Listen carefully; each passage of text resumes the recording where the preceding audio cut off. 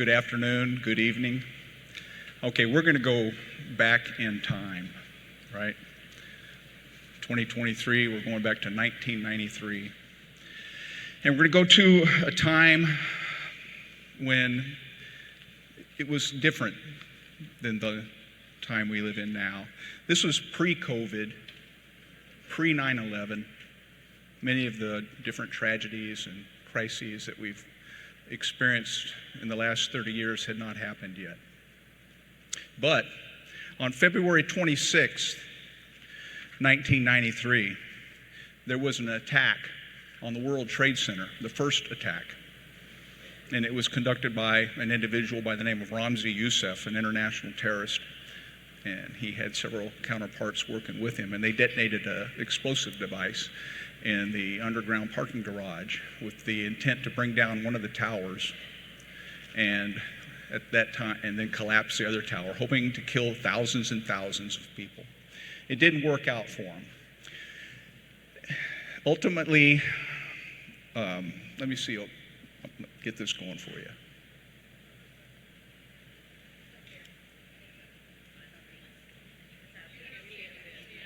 Oh, I can't see it. Oh, I can see it right there. Okay. So you all can read that for yourself, and that kind of gives you an idea of what was happening on February 26th at the World Trade Center. So two federal agencies, because it was an act of terrorism, responded. One was the FBI, the other was the ATF, Alcohol, Tobacco, and Firearms. And they got into a little bit of, it happened then, it still happens now, a turf war, if you will. Let's go back here. There you go. And they were talking about the engine block that had been recovered from the debris that had a VIN number and who was going to take possession of that.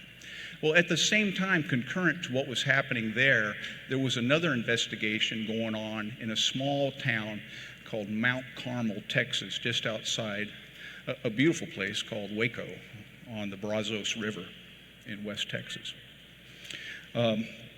That was a case that was being handled by ATF, and they had developed probable cause, enough probable cause actually, to investigate this individual, and his name was Vernon Howell, and his alias was David Koresh.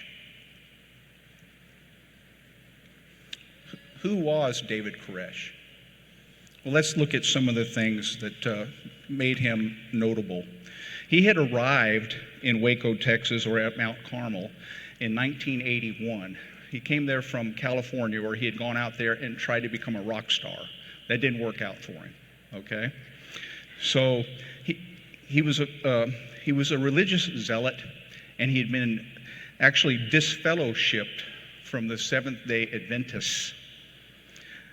When he got to Waco, a power struggle ensued between him and a person with the last name of Roden, and they actually got into a gunfight.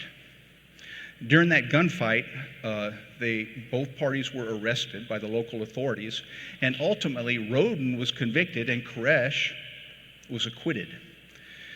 So that gave him the opportunity to go back to Mount Carmel and take over leadership of the Branch Davidians. And that's what they had chosen as a name by that time. So now it's 1989. He proclaimed himself as the living Messiah. He was, at least according to him, the second coming of Christ. However, he referred to himself as the bad Jesus, the sinful Jesus, okay? He had fathered 24 children during his leadership there by different women who were wives of other members of the congregation or the cult, if you will. And at that same time, he fathered children from young girls as young as 12 and 13. So this was going on. And at the same time, he was building an armory of weapons and explosives. And this is what attracted the ATF to David Koresh and the Branch Davidians at Mount Carmel outside of Waco. Koresh embraced an apocalyptic ideology based upon the book of Revelations. He proclaimed himself as the Lamb of God, and that it was his task, according to God, to unlock the meaning of the 7 seals of Revelations and to bring about the end times, or Armageddon. And he was going to do that in a conflict between himself, his congregation, and the army of Zog, the Zionist-occupied government, in other words, the United States government.